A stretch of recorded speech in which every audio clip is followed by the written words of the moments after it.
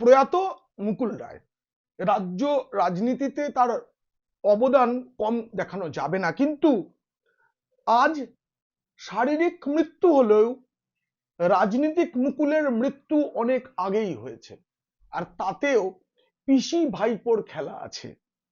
কেউ বলতেন চাণক্য, কেউ বলতেন তৃণমূলের অনিল বিশ্বাস, কিন্তু বরাবর অন্তরালে থেকেই সংগঠনের কাজ করেছেন।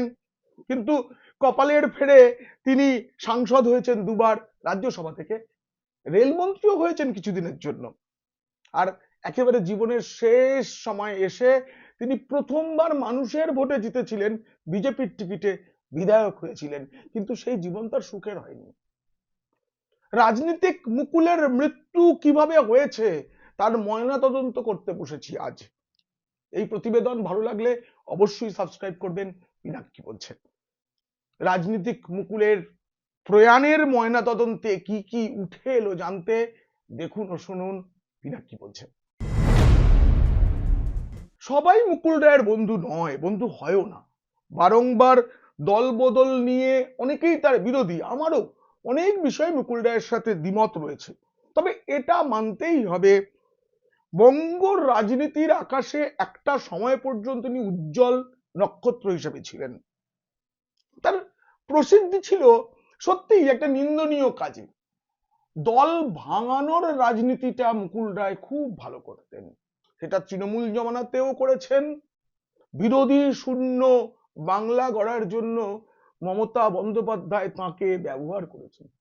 তৃণমূল যে কিছুদিনের জন্য সর্বভারতীয় তকমা পেয়েছিল, তার পিছনেও ছিল দল ভাঙানোর খেলা, আর সেই খেলাটা খেলেছিলেন মুকুল রায়। তাকে বলা যায় দল ভাঙানোর সেনাপতি।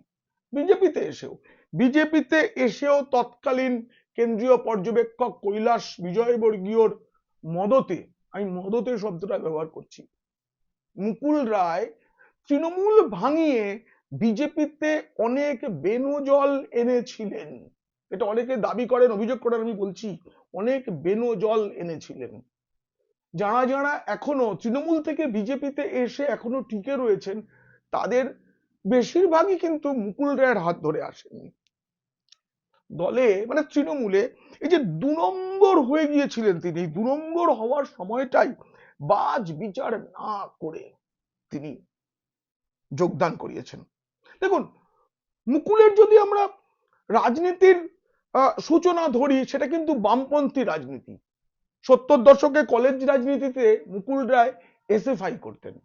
পরে ব্যারাকপুর শিল্পাঞ্চলে মৃণাল ওরফে বাবু সিংহ রায় বলে সোমেন মিত্রর অনুগামী এক কংগ্রেস নেতা ছিলেন, মুকুল তার অনুগামী হয়ে যান।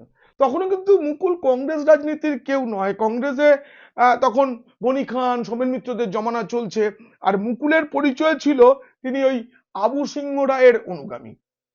সেই অনুগামী হয়ে থাকতে থাকতেই তিনি মমতা বন্দ্যোপাধ্যায়ের সঙ্গী হয়ে যান।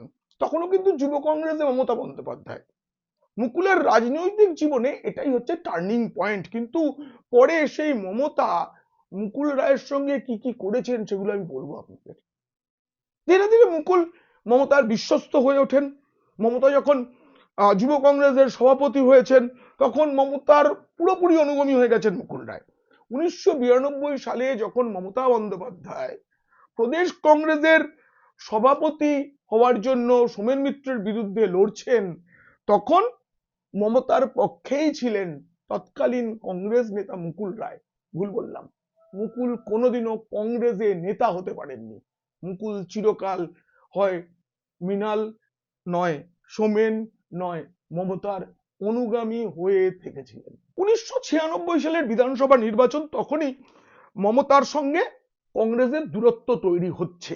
মুকুল রায় সেই সময় বুঝেছিলেন যে কংগ্রেসে থেকে কোনো লাভ নেই, তিনি আস্তে আস্তে আস্তে মমতার দিকে যান, এবং তৃণমূল নামে যে একটি আলাদা দল হবে তার সলতে পাকানোটা শুরু করেন কিন্তু মুকুল রায়, মমতা বন্দ্যোপাধ্যায় নয়। আপনাদের একটা তথ্য আমি বলবো, 1997 সালে তৃণমূল গঠনের নথিপত্র নির্বাচন কমিশনে জমা দিয়েছেন যখন, তখন মুকুল রায় তৃণমূলের সর্বভারতীয় সাধারণ সম্পাদক, তিনি প্রথম সর্বভারতীয় সাধারণ সম্পাদক। এবং কংগ্রেস যখন মমতাকে বহিষ্কার করে, কংগ্রেস তো বহিষ্কার করেছিল, বহিষ্কার করার পর নির্বাচন কমিশনে মুকুল রায় একটি চিঠি দিয়ে দক্ষিণ কলকাতার সাংসদ মমতাকে তৃণমূলে যোগদান করান। শুনলে আশ্চর্য হবেন, মুকুলের প্রতি তারপরে মমতার আস্থাও কিন্তু ছিল, এটা অস্বীকার করা যাবে না। 2006 সালে রাজ্যসভা নির্বাচনে অনেককে বাদ দিয়ে মুকুলকে মমতা রাজ্যসভায় পাঠালেন, আরো একবার পাঠিয়েছিলেন পরে 2012 সালে। আর এই 2006 সালে যখন মুকুল রাজ্যসভায় গেলেন, দিল্লির রাজনীতিতে পা রাখলেন, তখন 2006 বিধানসভা ভোট তৃণমূল খুব খারাপ ফল করলো, মাত্র 30টা আসন পেয়েছিল সেবার, কিন্তু সংগঠন তখন অনেকটা বেড়ে গেছে। সেবার মুকুল বিধানসভায় প্রার্থী হয়েছিলেন জগদ্দল আসন থেকে, তিনি হেরেছিলেন ফরওয়ার্ড ব্লকের হরিপদ বিশ্বাসের কাছে, অনেক ভোটে হেরেছিলেন। কিন্তু তারপরেই শুরু হয় সিঙ্গুর, নন্দীগ্রাম এসবের জমি আন্দোলন, বাংলার রাজনীতিতে আরো একটা মোড় ঘোরানো পর্যায়ে। সেই সময় কিন্তু মমতার পাশে পাশে মুকুল, সে ধর্ণা মঞ্চেই হোক, অনশন মঞ্চে হোক, সর্বত্র রয়েছে। একই সাথে মুকুল সকলের অজান্তে অন্তরালে থেকে তখন তৃণমূলের বিস্তারটা করছে, হয়ে উঠেছেন তৃণমূলের সেকেন্ড ইন কমান্ড। এই সময় না, আমি মুকুল রায়ের নিজাম প্যালেসের একটা অফিস আছে, সেখানে প্রথমবার গিয়েছিলাম। আমি ঘরে গিয়ে দেখেছি মুকুল রায়ের ঘরে একটা বড় রাজনৈতিক ম্যাপ পশ্চিমবঙ্গের। এই ম্যাপটার মধ্যে বিভিন্ন জায়গায় লাল টিপ, মেয়েরা যে টিপ পড়েন সেই টিপ অনেক কেনা রয়েছে, লাল, নীল, হলুদ, সবুজ সব টিপ লাগানো রয়েছে। তো আমি যে অগ্রজ সাংবাদিকের সঙ্গে গিয়েছিলাম, আমি তখনও পরিচিত নই, তিনি প্রশ্ন করলেন, মুকুল দা এটা কি ব্যাপার? তখন মুকুল রায় বলছে, এই যে লাল টিপ এগুলো এখনো সিপিএম এর ঘাঁটি, এখানে আমরা পৌঁছতে পারিনি। হলুদ টিপ আমাদের কিছুটা সংগঠন হয়েছে, সবুজ টিপ এখানে আমরা বুথ স্তরে পৌঁছে গিয়েছি। এইভাবে যেদিনকে মুকুল রায় দেখলেন যে লাল টিপটা অনেকটাই সবুজ হয়ে গেছে, তখন মুকুল রায় বুঝতে পেরেছিলেন এবার তৃণমূল ক্ষমতায় আসতে পারে। 2011 সালে তৃণমূল ক্ষমতায় এলো। আপনারা হয়তো অনেকেই ভাবেন ধনীরা চাকরি বাকরি করে এত টাকার সম্পত্তি করেন, কিন্তু আসলে শুধু চাকরি করে কেউ ধনী হন না, তারা নিজেদের রোজগারের টাকা স্টক মার্কেটে ইনভেস্ট করে আরো টাকা বাড়ান। কিন্তু সাধারণত লোকেদের এই ধারণাটা থাকে না যে কি করে শুরু করা যায়। সেই কারণেই আপনাদের সঙ্গে মার্কেট উলফ নামের একটি অ্যাপের পরিচয় করিয়ে দেব। মার্কেট উলফ হলো একটি সেবি রেজিস্টার্ড অ্যাপ, যেটা ভারতে খুব দ্রুত জনপ্রিয় হচ্ছে। এই অ্যাপে বিশেষজ্ঞরা প্রতিদিন জানিয়ে দেন কোথায় ইনভেস্ট করতে হবে, সেটাও আবার একদম বিনামূল্যে। চলুন আপনাদের দেখিয়ে দিই কেন ইনভেস্ট করার জন্য এই অ্যাপটি ঠিকঠাক। দেখুন, আমি এখানে লগ ইন করলাম, এই দেখুন আমি ফলো ট্রেন্ডে ক্লিক করলাম, ট্রেডে অংশ নিলাম, আর এই দেখুন ট্রেড চালু হয়ে গেল। আপনারা খুব কম টাকা বিনিয়োগ করে ট্রেডিং শুরু করতে পারেন। যারা এটা ভেবে ভয় পান যে বড় লোকসান হলে সামলাবো কি করে, তাদের জন্য বলি সেটারও উপায় আছে। এই অ্যাপে একটা স্টপ লস ফিচার আছে, মানে যেই লস হতে শুরু করবে অ্যাপ নিজের থেকেই ট্রেডিং বন্ধ করে দেবে, যাতে আপনার বেশি টাকা লোকসান না হয়। এই যে দেখুন ট্রেন্ড অনুযায়ী লাভটা বাড়ছে কমছে, আমি স্টপ ট্রেডে ক্লিক করলাম, ব্যাস 1306 টাকা প্রফিট বুক হয়ে গেল। মার্কেট উলফ অ্যাপ আপনাদের বিনামূল্যে রেকমেন্ডেশনও দেয়। এই যে দেখুন লোকে একদিনে 14,142 টাকা, ডিসেম্বরে 33,512, আর গত বছরের 12 মাসে 5,03,940 টাকার প্রফিট বুক করেছেন। আর এই যে লাভ, তার থেকে মার্কেট উলফকে কোনো রকম কোনো কমিশন দিতে হয় না। এই যে এত সুবিধা, এর জন্য আপনাকে একবারই 99 টাকা দিতে হবে। এরপরে লাইফ টাইম ফ্রিতে সকাল 9টা থেকে রাত 12টা পর্যন্ত ব্যবহার করতে পারবেন। ইতিমধ্যেই মার্কেট উলফ অ্যাপ 20 লাখের বেশি ডাউনলোড হয়ে গিয়েছে। লিংক ডেসক্রিপশন ও কমেন্ট পিনে দেওয়া রয়েছে, চাইলে ক্লিক করে ডাউনলোড করুন, ট্রেড করুন, নিজের দায়িত্বে করুন। সেই সময় তৃণমূলের হয়ে বীজপুর থেকে মুকুলপুত্র শুভ্রাংশু বিধায়ক হয়েছিলেন। 2011 সালে মমতা মুখ্যমন্ত্রী হলেন এবং তাকে রেলমন্ত্রীর পদ ছেড়ে দিতে হলো। রেলমন্ত্রী হলেন দীনেশ ত্রিবেদী, এখন তিনি বিজেপিতে। দীনেশ ত্রিবেদী সে বছরের রেল বাজেটে প্রতি কিলোমিটারে 2 পয়সা করে ভাড়া বাড়িয়েছিলেন। আমার মনে আছে সেদিন, তখন আমার যিনি নিউজ এডিটর ছিলেন তিনি মমতার সফর সঙ্গী, এবং ফোনে বাজেটের কি খবর হলো, রেল বাজেট সেদিন, সে খবরাখবর আমি ফোনে দিচ্ছিলাম, ফোনটা স্পিকারে করা ছিল। আমি প্রথম জানতে পারি, প্রথমেই এই যে রেল ভাড়া বাড়ানো হয়েছে, মমতা ওখানে বলে দেন দীনেশকে সরিয়ে দেওয়া হবে, দীনেশ ত্রিবেদীকে সরিয়ে দেওয়া হয়, মুকুল রায়কে করা হয় রেলমন্ত্রী। সেই প্রথমবার এবং শেষবার ভারতের ইতিহাসে একই বছরে 2 বার রেল বাজেট পেশ হয়েছিল। মুকুল রায়ের নামটা না এই কারণে ইতিহাসে থেকে যাবে। মুখ্যমন্ত্রী মমতা, দীনেশ পদত্যাগ করেছেন, রেলমন্ত্রী হলেন, কিন্তু বেশি দিন তার থাকা হয়নি। 2013 সালের সেপ্টেম্বরে মমতা ইউপিএ সরকার ছেড়ে বেরিয়ে চলে এলেন। তখন মুকুল রায়কেও আর ইস্তফা দিতে হয়। হ্যাঁ, মমতা যখন প্রথমবার রেলমন্ত্রী হলেন এই ইউপিএ 2 সরকারে, তখন আরো কয়েকজনকে প্রতিমন্ত্রী করেছিল তৃণমূল, তাতে মুকুল রায় জাহাজ মন্ত্রক পেয়েছিলেন, সেখান থেকে রেলে আসেন তিনি। 2008 সালে, একটু বিস্তারিত বলতে হচ্ছে তার কারণ এই সময়টা না জানলে মুকুলের তৃণমূলের অবদান জানা যাবে না, এবং কি খেলা পিসি ভাইপোর সেটা জানা যাবে না, সেটা এখন বলবো। পঞ্চায়েত ভোটে তৃণমূল খুব ভালো ফল করলো। 2012 সাল থেকে তৃণমূলে শুরু হলো সেই যোগদান পর্ব। নানা বেনজল তখনও নাকি ঢুকিয়েছিলেন, অনেক অভিযোগ করেন, কিন্তু মমতা বন্দ্যোপাধ্যায়ের মত ছিল প্রত্যেকটি যোগদানে। 2014 সালে ম্যাজিক দেখালে মমতা, অ্যাকচুয়ালি তৃণমূল দেখিয়েছিল, বলা হয় সেটা মুকুল রায়ের কারসাজি। 34টা আসন লোকসভা নির্বাচনে তৃণমূল জিতেছিল। আর 2014 সালের লোকসভা নির্বাচনে ডায়মন্ড হারবার থেকে সাংসদ হলেন অভিষেক বন্দ্যোপাধ্যায়। শুরু হলো রাজনৈতিক মুকুলের পতনের সময়। এরপর 2 বছর রাজনীতি করতে পেরেছেন সেই অর্থে তৃণমূল রাজনীতিটা। যুব সংগঠনের দায়িত্বই দিয়ে দেওয়া হলো অভিষেককে। শোনা যায় এ ব্যাপারে মুকুলের মত ছিল না, মুকুল রায় চাননি অভিষেককে সাংসদ করা হোক, তাকে যুব সভাপতি করা হোক, চাইছিল না মুকুলের। তখন থেকেই মমতার সঙ্গে বিচ্ছেদ পর্বের সূচনা। মুকুল বলতেন দলটা পারিবারিক হয়ে যাবে এটা আমি ভাবতে পারিনি, অনেক ঘাম দিয়ে তোমরা দলটাকে গড়েছি। সেই দলে মমতা বন্দ্যোপাধ্যায় উত্তরসূরি বাছলেন পরিবার থেকে, তখনই বলেছিলেন এই দলটা একদিন অভিষেকের হয়ে যাবে, যা হয়েছে।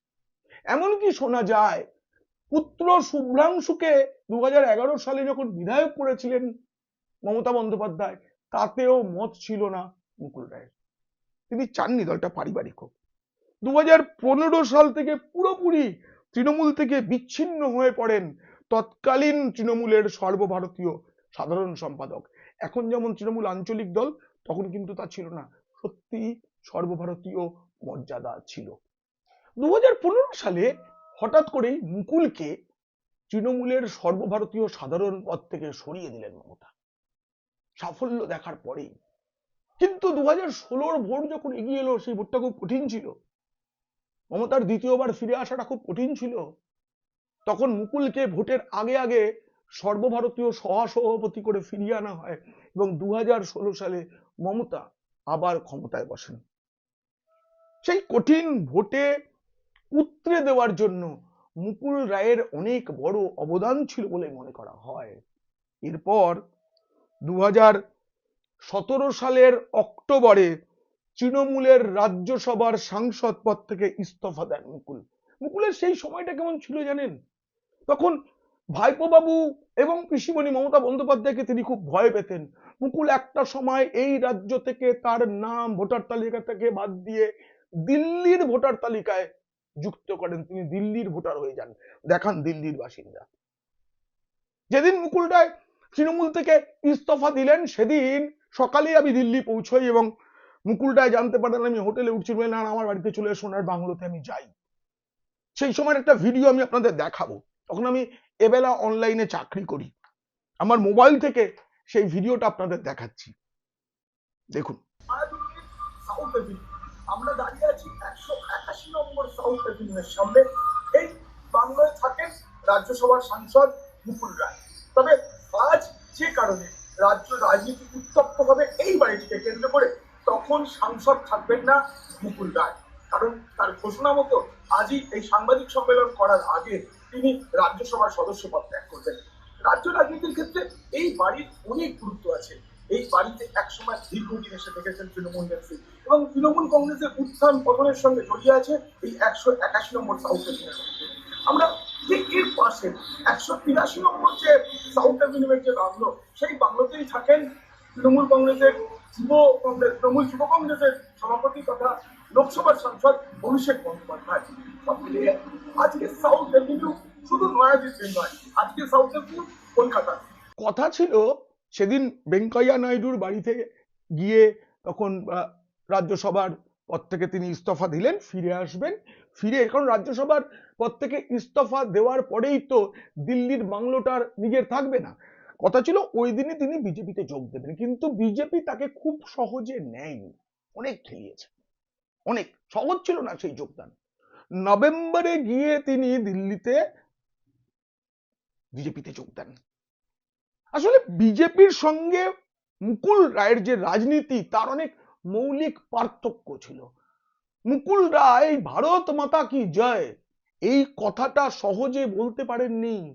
মমতা বন্দ্যোপাধ্যায়, মুকুল রায় বন্দ্যোপাধ্যায় শব্দটা পুরো উচ্চারণ করতে পারতেন না, বা করতেন না আমি জানি না, উনি বলতেন মমতা বন্দ্যোপাধ্যায় জিন্দাবাদ পদ্মায়, এইটা বলে বলে অভ্যস্ত মুকুল রায় ভারত মাতা কি জয় এই কথাটা বলতে অনেক কষ্ট হয়েছে, তার অনেক বেগ পেতে হয়েছে, সহজ হয়নি। এরপর তিনি বিজেপিতে এলেন বটে, কিন্তু বিজেপিতে সেভাবে তিনি মানিয়েও নিতে পারছিলেন না। আবার বিজেপিও মুকুল রায়কে না বৈঠকখানাতেই বসিয়ে রেখেছিল, দলের বৈঠকখানা, অন্দরমহলে সেভাবে প্রবেশ করতে দেয়নি। সর্বভারতীয় সহসভাপতি করেছে, কিন্তু রাজ্যের কোনো দায়িত্ব দেয়নি। বরং বিজেপি মুকুল রায় যে খেলায় সিদ্ধহস্ত, যার তার হাত যশ আছে, সেই দল ভাঙানোর খেলাটাই মুকুল রায়কে দিয়ে করিয়েছে, এর বেশি কিছু নয়। এবং বিজেপির শীর্ষ নেতৃত্বের নির্দেশে মুকুল রায়কে বিধানসভা নির্বাচনে প্রার্থী হতে হয়। তিনি চাননি, তিনি চেয়েছিলেন তিনি ভোটটা পরিচালনা করবেন, কিন্তু বিজেপিতে ওইভাবে নেতা নির্ভর পার্টি তো বিজেপি নয়। কেন্দ্রীয় নেতৃত্ব বলে তোমাকে দাঁড়াতে হবে। দীর্ঘ দিনের পরে মানে প্রথমবার তিনি জিতলেন কৃষ্ণনগর উত্তর বিধানসভা থেকে 30,000-এর মতো ভোটে মুকুল রায় জিতেছিলেন। দীর্ঘ রাজনৈতিক জীবনে সেই প্রথম মানুষের ভোটে জয় পেলেন মুকুল রায়। শোনা যায় এর পরে ভোটে হেরে যাওয়া, বীজপুরে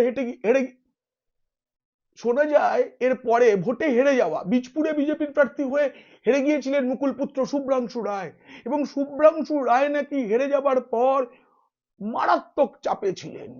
কি সেই চাপ? পুলিশ প্রশাসন দিয়ে তার উপর নাকি চাপ তৈরি করা হয়েছিল, অনেক অভিযোগ। এবং বাধ্য হলেন মুকুল বাধ্য হলেন তৃণমূলে ফিরে যেতে। 11ই জুন ভোট হয়ে গেছে, ফল ঘোষণার এক মাসের একটু বেশি সময় মুকুল রায় তৃণমূল ভবনে গিয়ে যোগ দিলেন। যে ভাইপো বাবুর সাংসদ হন, যে ভাইপো বাবু সাংসদ হন বা যুবর প্রধান হন, মুকুল রায় চাননি সেই ভাইপো বাবুকেই বুকে জড়িয়ে নিতে হয়েছিল করোনাকালে। মমতা উপস্থিত ছিলেন, কিন্তু এমন ভাবে প্লটটা রচনা করতে হয়েছিল যে যাকে পছন্দ করতেন না মুকুল রায় সেই ভাইপো বাবুকে বুকে জড়িয়ে ধরতে হয়েছিল। রাজনৈতিক মুকুল রায়ের মৃত্যু হয়ে যায় সেই সময়।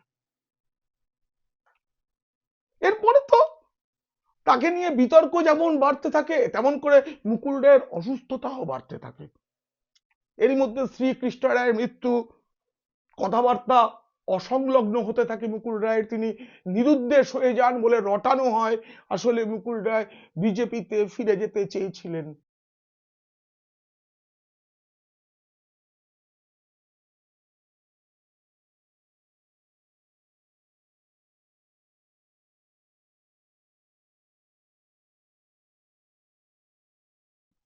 বিজেপি তখন আর নিতে প্রস্তুত ছিল না।